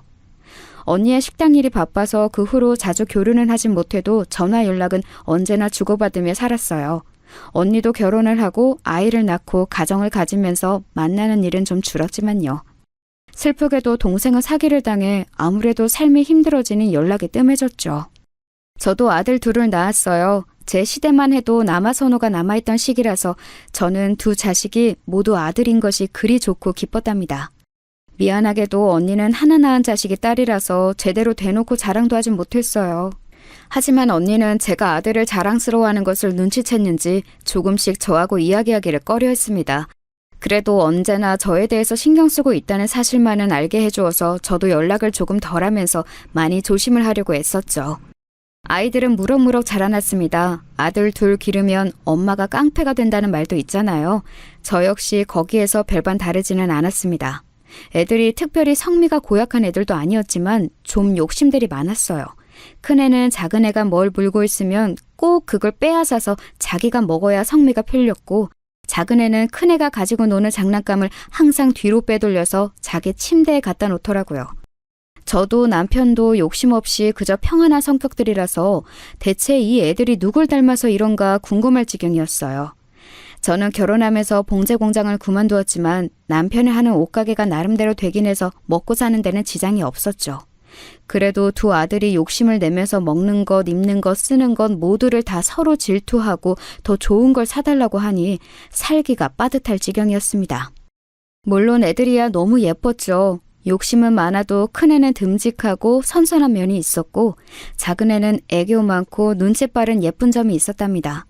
내 속에서 난 같은 아들들이라도 이렇게 다르구나 싶어서 가끔 감동적일 정도였어요. 애들 기르면 언제나 자기도 모르게 감동하고 좋은 추억이 남는 그런 시간들이 있잖아요. 저희 아들들도 똑같이 마찬가지였던 거죠. 남편도 온화하고 좋은 사람이었고 아들들도 그렇게 저한테 좋은 추억을 안겨주어서 나름대로 행복한 삶을 살았다고 자부합니다. 큰애는 공부를 정말 잘했고 작은애는 그 정도는 아니더라도 나름대로 모범생 축에 들었어요. 주변 엄마들은 저를 많이 부러워했었죠. 욕심 많은 애들이라도 그 성격 덕분에 공부를 잘하는 거라고 저는 그렇게 생각하면서 뿌듯해하기도 했어요. 그런데 문제는 큰애가 대학에 들어가고 나서 발생했습니다. 남편이 교통사고로 사망한 거였죠. 남편은 여느 날이나 똑같이 아침 일찍 가게로 나가려고 차를 타고 운전해서 도로로 진입했는데 역주행해서 오던 차량과 정면으로 부딪혀서 세상을 떠났습니다. 저희가 뭔가 병원으로 데리고 와서 뭘 해볼 겨를도 없이 그냥 사고 현장에서 즉사한 거였죠. 그래도 나중에 이야기 듣기로 너무 순간 죽어서 고통은 없었을 거라는 게 유일한 위안이었습니다. 저는 거의 기절할 것처럼 울었었죠. 평생 의지하고 지내던 다정한 남편이 그렇게 한순간에 세상을 떠나 제 곁에 없으니 정말 모든 게 무너져 내리는 것 같았습니다. 게다가 큰애는 성인이 간신히 되었고 작은애는 아직 고등학교 3학년이 막 되었던 시절이었어요. 이른 봄에 사고를 당한 거였죠. 아직 추위도 채 가시지 않은 날 장례식장에서 펑펑 울고 있는데 큰애는 무뚝뚝한 얼굴로 앉아있고 작은애는 어두운 표정이더군요. 아직 너무 어린 애들이라 아버지가 돌아가신 것의 무게를 모를 수도 있다는 생각이 들었습니다. 저는 애들을 끌어안고서 괜찮다고 아버지가 돌아가셨어도 이 엄마가 있으니 아무 걱정하지 말라고 말해주었어요. 그런데 그때 작은애가 제 손을 딱 내치더니 불통하게 말하더군요. 아, 엄마, 나 고3이야 이제. 공부해야 하는데 나 진짜 여기서 밤새? 저는 순간 뭐라고 말해야 할지 말문이 막혔습니다. 아니, 아버지가 교통사고로 비명에 갔는데 아들이 장례식장에 있어야 하냐고 묻다니요. 저는 순간 제가 정말 그동안 가정교육을 잘못시킨 건가, 대체 인간이 되긴 한 건가, 작은 아들의 된됨이 자체에 의문이 들었습니다. 그때 큰애가 작은애를 퍽 치면서 짜증스럽게 말하더군요. 누군 좋아서 있어? 나도 알바해야 하는데 빼고서 있잖아. 입 다물고 있어. 아, 왜 때려? 남들 들으면 멍청이 취급하니까 입 다물라고. 큰애는 작은애를 나무라면서 가만히 있으라고 했어요. 큰애와 작은애 나이 차이가 2살밖에 안 나지만 그래도 형 대접은 확실히 했기 때문에 작은애는 억울한 표정으로 입을 다물더군요. 하지만 저는 큰애의 말도 좀 충격적이었어요. 아니, 아버지가 돌아가셨는데 슬퍼하지는 못할 망정 좋아서 있는 게 아니라고 하다니요. 그리고 멍청이 취급당하기 싫으면 가만히 있으라는 건 이유로 되면 안 되는 거잖아요. 아버지 장례식인데 말이에요. 하지만 저는 기가 막힌데도 그걸 표현할 수가 없었습니다. 그날 당장이라도 쓰러질 것 같아서 더 이상 부정적인 감정을 느끼면 정말 제 인생이 끝나버릴 것 같았어요. 그래도 남편이 남긴 재산과 내 아이들을 끝까지 잘 지켜내야 한다는 생각으로 이를 악물고 버텼습니다. 애들은 아직 어려서 아버지가 돌아가신 무게를 모르는 거다. 조금만 더 시간이 지나 철이 들면 알게 될 거다. 그렇게 생각하는 수밖에 없었죠. 남편의 장례식을 치르고 나서 저희 가게는 급속히 기울었습니다. 남편이 그간 가게를 잘 운영해 왔다고는 하지만 아주 큰 돈을 번 것은 아니었기 때문에 모아놓은 돈은 그리 많지 않았어요. 집 한 채와 아이들 등록금용으로 모아놓은 돈뿐이었죠. 그래도 다행히 남편이 애 둘 모두 대학 4년 등록금을 전부 모아놓은 것이 1,500만 원 정도 있었어요. 생활비는 적금해 놓은 것으로 뜯어서 쓰더라도 애들 등록금만은 절대 건드리지 않겠다고 생각했었죠. 그런데 항상 인생이란 제가 계획한 대로만 흘러가지를 않습니다. 그래도 대출금 하나 없는 서울의 집 한 채와 적당한 적금, 애들 등록금 정도로도 아이들이 졸업해서 취업할 때까지는 버틸 수 있을 거라고 여겼어요. 하지만 점점 더 돈은 바닥나기 시작했고 설상가상 제가 고혈압과 당뇨 같은 지병이 생기면서 병원비가 들어갔습니다. 최대한 버텨봤지만 병원을 가지 않고서는 몸이 안 좋아져서 견딜 수가 없었어요. 결국은 애들 등록금까지도 손을 떼서 써야 할 지경에 이르렀죠. 생활비로 따로 목돈 마련해 놓은 것은 솔직히 그걸 허물어서 쓰면 나중에 정말 생계가 위험할 수도 있어 쓸 수가 없었어요. 애들을 불러다 놓고 저는 솔직하게 상황을 전했습니다. 지금 우리 집 사정이 이렇다. 미안하게도 엄마가 몸이 아파서 너희들 등록금으로 아버지가 남겨놓은 돈을 써야 할 것 같다. 그러니 어떻게 해야 할지 생각해보자꾸나 하면서 말이에요. 그런데 그 말을 하자마자 작은 애가 그러는 겁니다. 안 돼요. 그 돈 아버지가 우리한테 준 건데 왜 엄마가 써요? 미안하다. 하지만 엄마가 지금 병원을 안 가면 몸이 더 안 좋아져서. 안 된다고요. 내 건데 왜 엄마가 써? 작은 애는 막무가내로 안 된다고 했어요. 그때 작은 애는 대학 2학년이었는데 큰 애는 대학 4학년이었죠. 그나마 큰 애가 한 학기 남은 상황이라서 다행이었어요. 큰 애는 작은 애를 흘낏 보더니 비웃으면서 그러더군요. 아쉽긴 하지만 엄마 쓰세요. 그리고 나중에 집 팔고 나서 저한테 그 돈 주시면 되는 거예요. 뭐? 그런 게 어딨어? 난 4년 내내 장학금 받아서 다녔어. 님 뭐 했냐? 학점 망해서 등록금 다 내고 다녀놓고? 큰애의 일침에 작은애는 제대로 뭐라고 항변도 못하더군요. 하지만 저는 그리 개운한 입맛은 아니었습니다. 큰애는 어쨌든 이 집을 팔고서 등록금에 해당하는 돈을 내놓으라는 뜻이었죠. 장학금은 받았어도 그동안 등록금에 해당하는 돈은 큰애가 따박따박 다 가져갔기 때문에 남은 건 없었어요. 나머지 한 학기의 돈도 그렇게 하겠다는 뜻인데 정말 아픈 엄마 생각은 조금도 하지 않는구나 싶더군요. 물론 제가 아파서 아이들 앞으로 마련해 놓은 돈을 써야 하는 건 너무도 미안했지만 그래도 좀 씁쓸했어요. 일단 나중에라도 돈이 생기면 주겠다. 애들한테 약속하고서 제 치료를 먼저 했죠. 몸은 여러 면에서 훨씬 나아지기는 했어요. 아무래도 집중적으로 치료를 받아서. 그러고 나서 애들이 졸업한 이후에 이제 취업을 했죠. 다들 군대도 대학 들어가자마자 다녀와서 칼 졸업에 칼 취업이었어요. 작은 애가 큰 애보다 좀 늦되고 공부를 잘하진 못했지만 그래도 나이 먹으니까 나름 야무지게 자기 일은 잘하더라고요. 물론 그것만 해도 참 감사하긴 했습니다. 나이 먹어 자기 앞가림 못해 부모 속 썩이는 애들이 한둘이어야죠. 취업하고서 큰애와 작은애 둘 다 20 후반일 때 결혼했어요. 큰애는 좋은 대기업에 들어가서 아주 미인을 만나더라고요. 게다가 상당히 친정이 잘 사는 집안이라 저한테도 우리 집이 꿀려 보이면 안 된다고 성화가 말도 아니었어요. 아들은 스펙 좋고 나름 훤칠하게 키도 큰 아이라서 그 아가씨가 반했던 것 같은데 결혼까지 가려니까 집안도 중요했던 거였죠. 예비 며느리라고 온 아이는 저희 아파트를 흘끔흘끔 둘러보면서 약간 마땅찮은 표정이었던 게 기억이 납니다. 그럴 때마다 큰애가 불안한 듯이 며느리 눈치를 봤었고요. 언제나 제 앞에서는 당당하고 할 말 다 하던 큰애라서 며느리 앞에서 그렇게 불안하게 좌불안석인 걸 보니 굉장히 낯설더라고요. 큰애는 상견례를 할 때도 어지간히 성화를 부렸어요. 우리가 집에 잘 살진 못하니까 어머니라도 교양 있고 우아한 부인으로 보여야 한다면서요. 그쪽 집안이 뭔가 바깥 사더니 법 쪽에 종사하고 괜찮은 집안이라서 우리 집도 그러기를 바라는 것 같았어요. 하지만 저는 애초에 가난한 집에서 살고 식모일을 하다가 봉제 공장에 들어갔던 여자인걸요. 어떻게 갑자기 교양 있는 귀부인이 되어서 그 사람들 비위를 맞춘답니까? 저희 남편이 살아있었어도 마찬가지였어요. 남편도 그저 소매점으로 먹고 살던 평범한 장사치였고 그렇게 좋은 집안 사람들하고 마주할 능력 같은 건 없었죠. 그래도 상견례에서 만난 사도는 그리 나쁜 분들은 아니었어요. 제가 그렇게 좋은 레스토랑에 익숙하지 않아서 쩔쩔맸지만 이해하는 얼굴로 지켜봐 주시기도 했습니다. 예비 며느리도 그저 웃고만 있었고요. 하지만 도리어 큰애가 저한테 난리를 부렸죠. 이런 곳에 안 와본 티 내지 말라고 촌스럽다고요.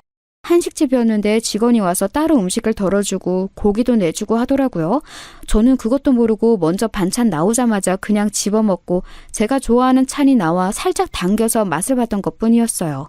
별로 잘못한 것도 아니었는데 큰애는 정말 난리도 그런 난리가 없었죠. 큰애가 그렇게 조바심을 내는 걸 보고 작은애가 한참이나 비웃었어요. 자기는 형처럼 저렇게 눈치 보는 결혼은 안 할 거라면서요. 그래도 큰애는 별탈은 탈 없이 결혼했습니다. 그리고 3년쯤 뒤에 작은애는 자기 직장에서 만난 아가씨를 데리고 왔습니다. 작은애가 데려온 예비 며느리는 또 뭔가 저희 집하고 다른 의미로 잘 맞지 않았어요. 가리기는 했지만 손목 쪽에도 문신이 살짝 보였고 발목에도 문신이 있었어요. 작은애의 말로는 멋쟁이라서 그렇다고는 하는데 저희 시대에는 사실 문신이 그렇게 좋은 모습이 아니긴 하잖아요. 그래서 저는 좀 미신쩍은 얼굴로 있었는데 새치만 큰 며느리하고는 다르게 작은 며느리감은 아주 살갑게 어머님 어머님 하면서 잘 달라붙더라고요. 애가 그렇게 나오니까 저도 그냥 좋아서 오냐오냐 하게 되었고요. 사실 작은 며느리감은 제가 선호할 만한 애는 아니었어요. 친정 부모님은 두 분 다 안 계시고 어릴 때 아버지가 돌아가신 후 최근 어머니가 돌아가셨다고 하더라고요. 편못을 하에 자랐다는 건데 며느리감으로 선호할 만한 가정 환경은 아니었던 거죠. 게다가 대학을 나온 아가씨도 아니고 고졸이었고 작은애 직장에서는 격리로 일을 하고 있던 아가씨였고요. 그래도 아들이 행복하다면 제가 어떻게 말리겠습니까? 그래서 그냥 결혼을 시켰죠. 사실 제가 큰애나 작은애 둘 다한테 별다르게 할 말이 없었어요. 제가 비록 어미이기는 했지만 별다른 능력이 없어 남편이 남긴 돈으로 먹고 살고 있었고 그 때문에 애들 결혼 비용도 많이 대주진 못했거든요. 사실 아예 대주진 못할 지경이었는데 집을 팔아서 일부를 주기는 했습니다. 큰애가 결혼할 때 그랬거든요. 자기 등록금 제가 병원비로 썼던 거 결혼식에 쓰게 해달라고요. 그런데 제가 뭐 돈이 있나요? 그래서 제가 살던 집을 팔고 그 돈을 일부 떼어서 주기로 했죠. 큰애는 좋은 집 딸하고 결혼해서인지 지금 당장 돈을 더 주기를 바라기도 했어요. 이왕 유산으로 줄 거 그냥 자기한테 지금 달라는 시기였죠. 그럼 엄마는 어디 가서 살라고 이러는 거니? 경기도 쪽으로 가면 전세 싸요. 빌라 쪽 가시면 얼마든지 그 돈 절반만 가지고도 구해요. 아니 그럼 나는? 형이 그만큼 가져가면 난 결혼할 때 빈털터리로 가요? 형 줄 거면 나도 그만큼 지금 주든가. 나중 되면 아예 남는 것도 없어서 나만 닥쳤던 게 되는 거 아니야? 정말 아찔하더군요. 작은 아들은 아직 큰아들 결혼할 때 결혼할 사람조차 없었는데도 자기가 받을 돈이 없을 게 걱정된다면서 자기도 돈을 주기를 바랬어요. 큰아들은 작은 아들이 회방을 놓자 울컥하는 듯한 모습이었지만 자기도 할 말은 없었죠. 장남이라는 걸 내세워서 조금 더 받으려고 들고 심지어 그냥 유산 줄 거 지금 달라고 아파트 판 돈을 죄다 내놓으라는 식으로 말하기도 해서 제가 일단 막아섰어요. 그럼 너희들 이 돈 다 나눠주고 나면 엄마 모실 거니? 그건... 당연히 모시죠. 같이 살면 되잖아요. 뭐가 문제예요? 큰아들은 지금 당장 결혼하는 상황이니 제대로 말을 못하는데 작은 아들은 철딱서니 없이 잽싸게 대답하더라고요. 저는 작은 아들의 그 말도 믿을 수 없었지만 큰아들이 바로 대답하지 못하는 것도 너무 서운했어요. 하지만 큰아들은 한참이나 고민하더니 이윽고 고개를 끄덕이더군요. 사실 뭐 그 돈 주시면 꽤 큰 집 구할 수 있을 테니까 그럼 모시고 사는 거 어렵지 않죠. 그 말 믿어도 되는 거니? 전 쟤하고는 달라요. 될 만할 때 말하는 거예요. 큰아들은 조금 차갑게 대답했지만 도리어 그 말이 작은 아들의 호언장담보다 미더웠어요. 그래도 제 말에 조금이라도 고민을 하고서 대답을 한 거였으니까요. 그래서 큰애 결혼 직전에 아파트를 팔아서 애들한테 나눠주었죠. 저한테는 정말 생활비 몇 푼밖에 남지 않았고 그래서 큰애는 결혼 직후부터 저와 같이 살아야 했습니다.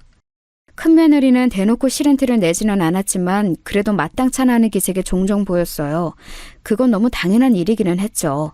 요즘 며느리들이 어디 결혼하고서 합가할 생각이나 하나요? 하지만 어쨌든 큰아들이 어떻게 설득하기는 했는지 제가 같이 산다고 했을 때 별말 없이 받아들이더군요. 적어도 제 앞에서 대놓고 뭐라고 하지는 않았어요. 그것만으로도 감지덕지였죠. 다만 큰아들은 제가 집에 있을 때 꼭 방 안에만 있으라고 당부했어요. 지금 사돈 댁에서도 제가 아들 부부와 같이 산다는 사실을 무척 안 좋게 생각하신다면서 며느리한테 거슬리지 말고 제발 방 안에서 별일 없으면 나오지 말라는 말을 반복해서 제게 하기도 했죠. 솔직히 제가 제 아들하고 같이 사는데, 그리고 이 집을 마련할 때 제가 살던 아파트에 돈도 들어갔는데 제가 그래야 하는 이유를 알 수 없었지만, 그래도 신혼부부 집에 제가 합가를 한 것이니 전후 사정이 어찌 되었든 저는 큰아들 말을 지키려고 애를 썼어요. 애들 부부 생활에 제가 방해가 되면 안 된다는 생각에서였습니다. 그건 어미로서 어쩌면 당연한 일이기도 했고요. 처음 2, 3년은 어찌어찌 지나갔어요. 아직 애가 없으니 큰아들 부부는 주말에 거의 외지로 나들이를 갔고 빈집에서 저는 주말만이라도 숨통이 튀어서 살 수가 있었죠. 사실 남편이 남긴 유산도 이제 거의 없는 상황에 그렇게 살 수 있는 것도 다행이라는 생각이 들었습니다. 어쨌든 남의 집이 아닌 아들네 집에서 생활하는 것이었으니까요. 그런데 작은 아들이 결혼하면서 집을 얻고 나서 상황은 돌변했습니다. 작은 아들은 큰애가 결혼할 때 동시에 받았던 재산을 그 사이에 제법 많이 써버려서 집도 작은 걸 마련할 수밖에 없었어요. 그런데 큰애는 기다렸다는 듯이 저를 작은애한테 넘기려고 했던 거였죠. 이제 네가 어머니 모셔야지. 여태 내가 3년 모셨으니 이제부터 네가 3년이야. 아니, 우리 집 진짜 코딱지만 하고 방 딱 한 개인데 무슨 엄마를 우리가 모셔? 야, 그럼 돈만 쏙 빼먹고 안 모시겠다고? 너 돈 받으면서 호언장담했던 거 기억 안 나? 형이 더 많이 받았잖아. 그러니까 형이 모셔야지. 내가 얼마 더 받았지? 1,000만 원 더 받았나? 야, 양심 좀 있어라. 제가 보는 앞에서 큰아들과 작은아들은 서로 그런 식으로 대거리하면서 싸웠어요. 정말 어찌나 화가 나고 분하던지요. 아들들이 서로 저를 모시기 싫다고 서로 떠넘기려고 거의 드자빚을 직전까지 가는 꼴을 보니 제가 헛살았다 싶었습니다. 하지만 동시에 제 수중에 돈이 전혀 없었기 때문에 화가 나도 멀거니 보고 있을 수밖에 없었어요. 제가 애들 혼내고 나면 갈 곳이 아무 데도 없어서 그냥 길바닥에 나앉을 수밖에 없었거든요. 다 늙은 나이에 지금 어디 가서 일할 곳을 찾을 수도 없는 노릇이었고 그저 애들 싸우는 걸 처분만 바라는 심정으로 바라보고 있었죠. 결국 작은 아들이 저를 데려가게 되었어요. 방 하나 있는 집에 가서 대체 나를 어떻게 모시겠다고 하는 것인지 의문이 들 수밖에 없었습니다. 작은 며느리는 결혼 전 그렇게나 사근사근 하던 얼굴을 싹 지운 채 우거지상을 한 채로 저를 맞이했어요. 도무지 어른을 대하는 얼굴이라고는 볼 수 없을 정도로 대놓고 짜증을 내고 있는 표정이었죠. 결국 불편한 동거가 시작되었습니다. 작은 아들네는 거실에서 자고 제가 방에서 자는 상황이었어요. 방도 크지 않은데 거기에 작은 아들 부부의 온갖 짐이 다 들어와 있었고 바닥에는 저 혼자만 잘 수 있는 딱 그 정도 크기의 공간만 있었고요. 이불을 펴면 제가 제대로 움직이지도 못하고 차렷 자세로 잘 공간이었어요. 그리고 제가 자려고 불 끄고 누우면 작은 며느리가 멋대로 불을 켜고 들어와서 물건을 찾아 나가고는 했죠. 처음에는 어머님 죄송하다는 인사라도 있었는데 조금 지나니까 아예 그 말도 없이 뚱한 표정으로 들어와서 멋대로 불을 켜고 뒤적거리고 온갖 시끄러운 소리를 내더라고요.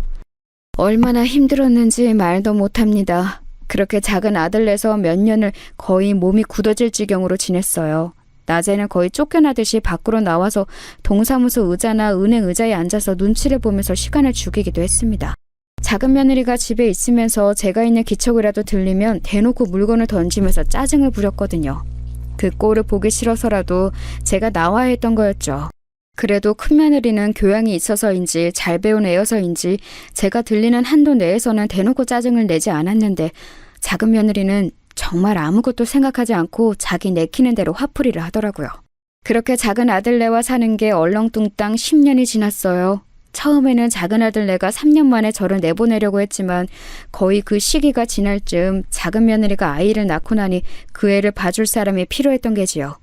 저는 손주를 봐주면서 그래도 작은 아들네 집에서 버틸 수가 있었습니다. 하지만 애가 나이를 먹고 초등학교에 들어갈 나이가 되자 이제 작은 며느리는 노골적으로 제가 귀찮다는 듯한 기색이었어요. 그러자 작은 아들이 기다렸다는 듯이 일어나서 저를 끌고 큰아들네로 갔죠. 애들 사이에서는 또다시 싸움이 벌어졌습니다. 이제 10년이 지났으니 형네가 데려가라고 작은 아들이 저를 큰아들네로 데려가서 요구했던 거였죠. 자기는 충분히 아주 오랜 시간 저를 데리고 있었다고 생각하더군요.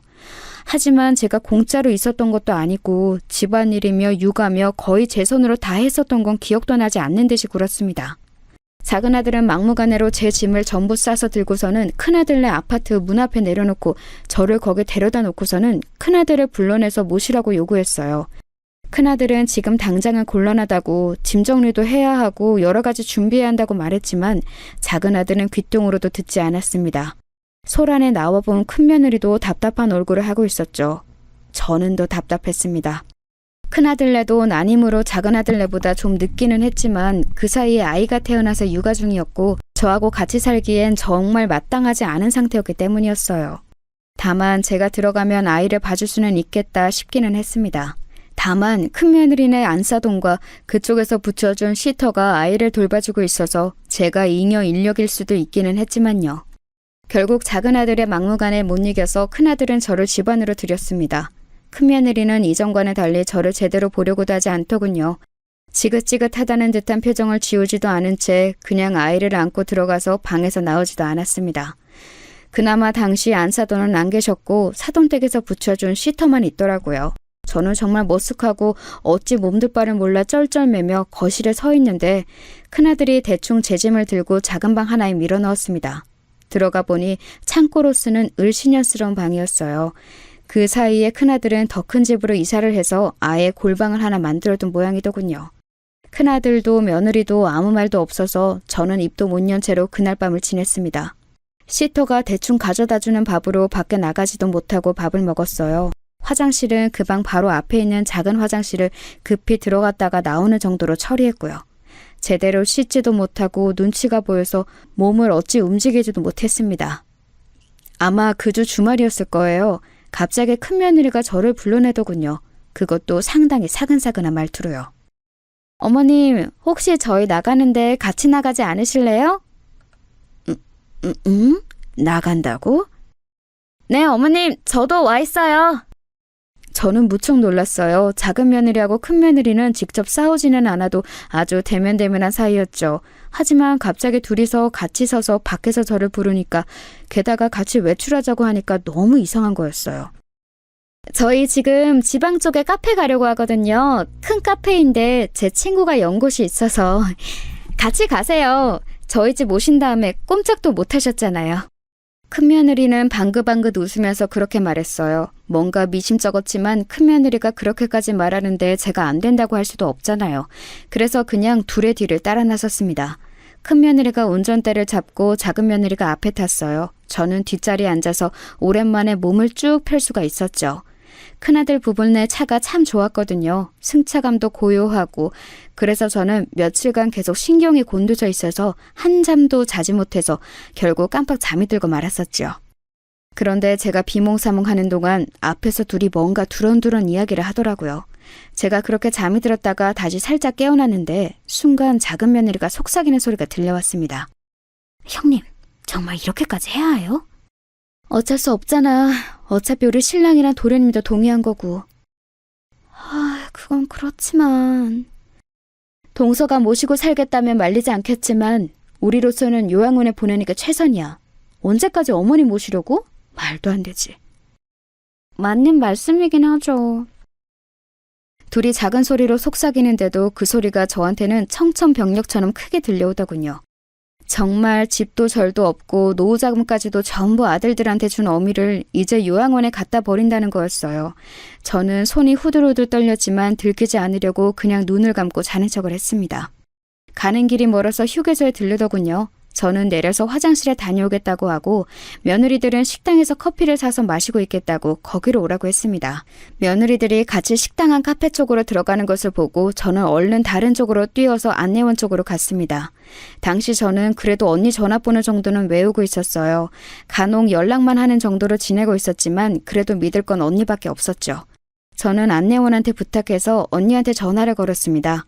언니는 제 말을 듣고서 무척 놀라는 눈치였어요. 그동안 전화로 안부만 전하면서 아들들 다 잘 자랐다고, 이제 결혼해서 아들 잘 지내고 있다고만 말했으니 잘 사는 줄 알았던 동생이 갑자기 이런 이야기를 전해와 놀랄 밖에요. 며느리들이 같이 저를 요양원에 버리려 한다고 대체 누가 생각이나 했겠습니까?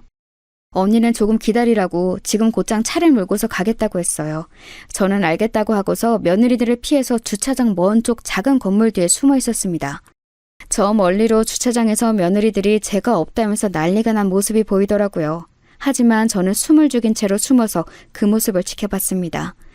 며느리들은 크게 한참이나 떠들더니 결국 포기하고서 차를 타고 떠나더군요. 그러고 나서 얼마가 지났을까요? 언니가 말했던 파란색 승용차 한 대가 휴게소 앞으로 바삐 달려왔습니다. 아주 새파란 차라고 언지를 해주었기 때문에 눈여겨보고 있었는데 거기서 곧장 언니가 내리더라고요. 그래서 저는 얼른 뛰어나가서 언니 손을 붙잡았지요. 언니는 너무 놀란 얼굴로 대체 이게 뭐냐면서 곧 울 것처럼 말해줬어요. 며느리들이 제대로 옷도 안 사주고 제대로 씻지도 못했던 제 꼴이 얼마나 우스웠겠습니까? 언니는 곧 저를 데리고 차에 타서 서울로 향했습니다. 저는 이미 포기 상태였고 언니를 만나서 안심해 몸이 축 늘어진 상태였지만 언니는 화가 나서 씩씩대고 있었어요. 어떻게 그런 인간 말종들이 자식으로 태어났냐면서 대체 어미를 요양원에 버리겠다는 생각은 어떻게 하는 거냐고 화를 냈지요. 연락처 내놓으라고 제대로 혼을 내주겠다면서요. 하지만 저는 고개를 저었습니다. 애들한테 제가 할 말도 없다고 생각했어요. 제가 못나서 남편이 그나마 남겨준 재산을 모두 까먹고 돈도 벌지 못했던 걸 어쩌겠습니까? 슬픔에 목이 막혀왔지만 이제 아이들하고는 영영 얼굴 보지 않고 그저 남남으로 사는 수밖에 없다고 생각했어요. 저는 언니의 차를 빌려 타고 오기는 했지만 그냥 그 길로 어디 반지하 새방이라도 들어가려고 했습니다. 아주 최후의 순간을 위해서 몇 천만 원 정도 남겨놓은 것이 있었고 그 돈으로 어디라도 들어가서 지금부터라도 노인 일자리를 알아봐야겠다고요. 하지만 언니는 단호하게 제 말을 막아섰죠. 내가 있는데 네가 무슨 소리니 지금? 네가 이런 상황인 걸 알았으면 그동안 내가 가만히 안 있었지. 언니는 그렇게 말하면서 저한테 좀 기다리라고 했습니다.